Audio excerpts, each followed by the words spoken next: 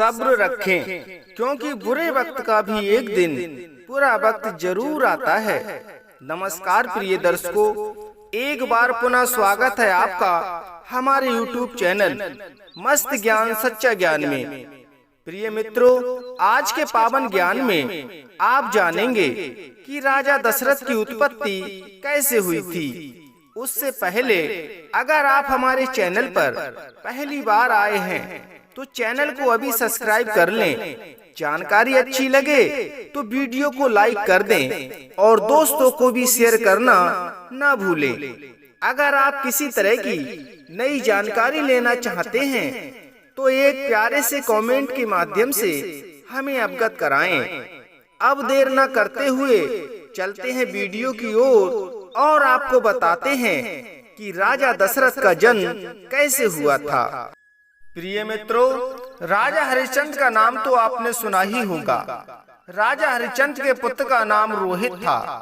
रोहित के पुत्र का नाम हरित, हरित के पुत्र का नाम चंप, चंप के पुत्र का नाम मूलक और मूलक के पुत्र का नाम अस्मक, अस्मक के पुत्र का नाम एडबिड, एडबिड के पुत्र का नाम बिस्वसह, बिस्वसह के पुत्र का नाम खडबांग और खडबांग के पुत्र का नाम दुर्गबाहु, दुर्गबाहु के पुत्र का नाम रघु और रघु के पुत्र का नाम अज।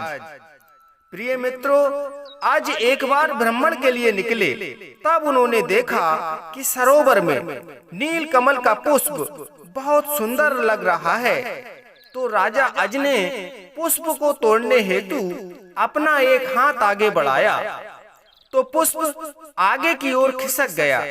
राजा अज ने भी थोड़ा और आगे बढ़कर पुष्प को तोड़ना चाहा तो पुष्प और आगे चला गया और आकाशवाणी हुई कि हे राजन, पुष्प को तो वही तोड़ सकता है जो पुत्रवान हो। आकाशवाणी की बात सुनकर राजा अज की आंखों में आंसू आ गए और वे अपने दरबार लौट गए। निसंतान वाली बात राजा अज के मन से निकल नहीं पा रही थी, जिसकी वजह से वे पूरी रात सो भी नहीं पाए और बार बार अपने पुरुषार्थ और किस्मत को बस कोसे जा रहे थे। इस बात ने राजा अज के पवित्र हृदय को पूरी तरह घायल कर दिया था।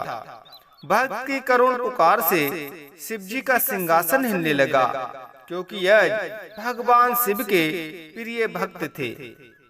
तब शिव जी ने अपने भक्त की परेशानी दूर करने हेतु धर्मराज को अपने पास बुलाया और बोले, हे धर्मराज, तुम पति पत्नी दोनों ही अयोध्या चले जाओ और वहां जाकर ब्राह्मण ब्राह्मणी के रूप में तब तक कुटिया बनाकर रहना जब तक मेरे भक्त अज को संतान प्राप्ति न हो जाए, और ऐसा तुम्हारे सहयोग और आशीर्वाद से ही संभव हो पाएगा।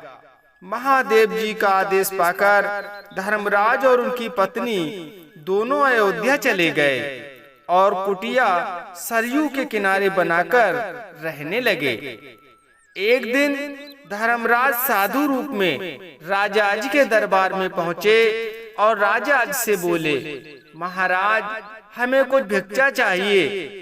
राजा अज ने अपने सेवकों को भेजकर बहुत सारा धन मंगाया, लेकिन ब्राह्मण देव बोले, नहीं महाराज, ये धन आपकी अपनी मेहनत का नहीं है, ये तो प्रजा का है।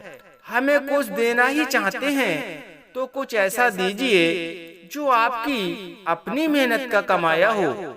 फिर राजा ने अपने गले का हार उतारकर ब्राह्मण देव को देना चाहा, लेकिन ब्राह्मण देव ने उसे भी उनकी मेहनत का ना बताकर मना कर दिया और बोले, महाराज, वर्तमान में तुम्हारे पास सब कुछ धन दौलत संपदा, यहाँ तक कि आपके पहने हुए वस्त्र भी आपके मेहनत के नहीं हैं, ये प्रजा की देन है। आपकी अपनी मेहनत की नहीं होने की वजह से हमें ये कुछ भी नहीं चाहिए। और ये कहकर ब्राह्मण देव चले गए।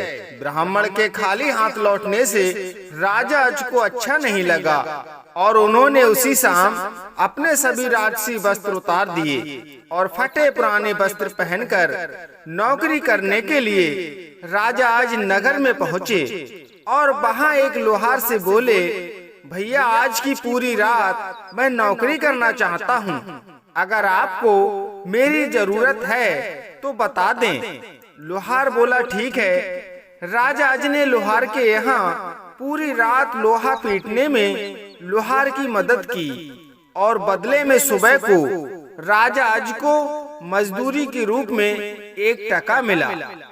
टका लेकर राजा अज सीधे ब्राह्मण की कुटिया में पहुँचे, पर उन्हें ब्राह्मण न मिल सके तो राजा अज ने वह टका ब्राह्मणी को दे दिया और अपने महल वापस लौट गए। ब्राह्मण के वापस आने पर ब्राह्मणी बोली, स्वामी, फटे पुराने से कपड़े पहने एक व्यक्ति आया था, सो ये टका दे गया है, कह रहा था ब्राह्मण जी को दे देना।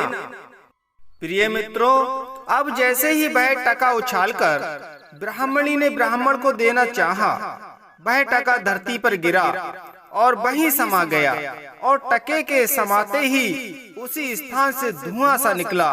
धरती फटी और देखते ही देखते उसमें से सोने का एक रथ निकलकर बाहर आया, उसके पीछे एक रथ और एक और, इस प्रकार से लगातार सोने के 9 रथ धरती से निकलकर बाहर आ गए। अंत में 10वां रथ बाहर आया और उस पर एक सुंदर सा बच्चा बैठा था। ब्राह्मण ने दौड़कर उस बच्चे को अपनी गोद में उठा लिया और उस बच्चे को लेकर राजा अज के दरबार में पहुँचे और बोले, महाराज, आपके द्वारा निस्वार्थ की गई महादेव की भक्ति के फलस्वरूप आज उनकी कृपा से लगातार 9 रथों के धरती के अंदर से निकलने के बाद 10वें रथ पर इस बच्चे का आगमन हुआ है, जो आपके वंश को आगे बढ़ाने हेतु आपका पुत्र बनकर आया है। राजा अज ने झट से उस बच्चे को सीने से लगा लिया और गुरु वशिष्ठ से बोले, गुरुजी, तो इसका नामकरण तो आप कर ही दीजिए। गुरु वशिष्ठ बोले, राजन, ये बालक 9 रथों के बाद 10वें रथ पर आया है, इसलिए आज से दुनिया इसे दशरथ के नाम से ही जानेगी। तो मित्रों, ये थी दशरथ जी के जन्म की कथा। हम आशा करते हैं कि आप सबको भी ये जानकारी जरूर ही पसंद आई होगी। तो अब लेते हैं आपसे अनुमति और मिलते हैं अगली वीडियो में एक नए ज्ञान के साथ। तब तक के लिए जय श्री राम।